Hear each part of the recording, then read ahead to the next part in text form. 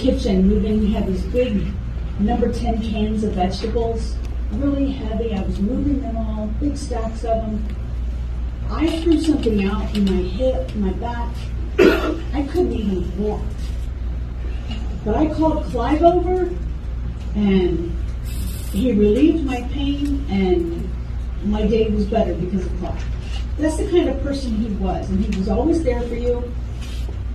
I don't think a day went by where he wasn't helping someone with something. Anyway, that's Clive. But I want to read also something that Starla wrote about Mike, a poem that she wrote. And before I do that, I want to give you a little background into why I'm reading this from Starla. Because Mike was the most kind, generous, giving person I've ever known in my life. And he met Steve Schneider in Miami on one of Steve's visits to Europe, I'm not sure where. And we started listening to David, and we became students of the Bible studies and was running the Seven Seals. So I brought my children from a previous marriage, and when I came to Waco, I was pregnant with Brian's child, or Mike's child, Brian. Mike never really got to be a father to this child because of the new light that had come out, and we were separated. But I have a few pictures of Mike with Brian, and Brian now looks just like Mike, sounds just like Mike. You turn around and you're like, whoa, I thought that was Mike. Mike has become a lot of who Scott is because of Mike. The creativity that Mike had and the feminine side of him. Scott got a lot of that.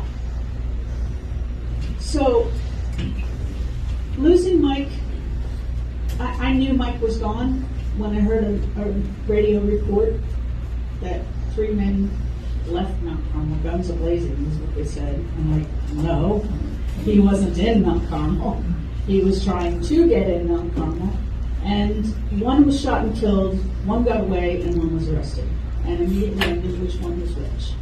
Because I knew the characters of people. I mean, when you know people, you know what they're going to do, right? And I knew Mike was dead. I knew that immediately. Mike didn't do anything halfway. 110% of Mike went into everything he did, even painting D&D figurines when he was young. 110% into those paintings.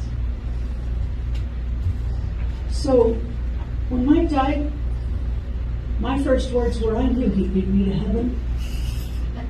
I just knew it. And he did. Because he believed stronger than I did. He was a better person than me. And I have lived 30 years without him.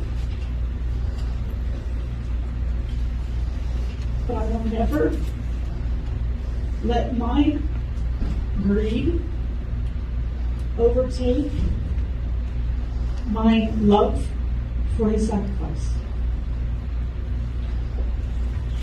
In everything we believed and everything he gave up for his belief. So now I'm going to read this poem from Starla, who has been a great supporter of me through my time in prison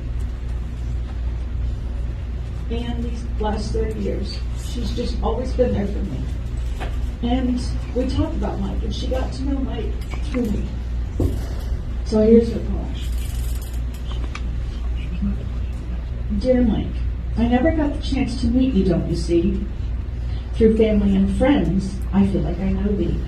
You were a smile that lit up a darkened room, which took away all that would gloom. You left behind 4 kids and a beautiful wife. You were the love of Kathy's life. She wore a necklace that you did give her. I still do. It helped her to remember the way you both were. Can you believe your son Brian is now 33 years old? I'm really not lying. Scott, Jake, and Chrissy are all grown up too. Grandpa, their kids would all be calling you.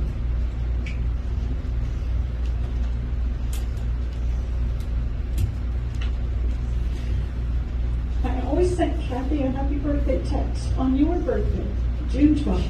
You know the rest. It has been 30 years since you have passed away.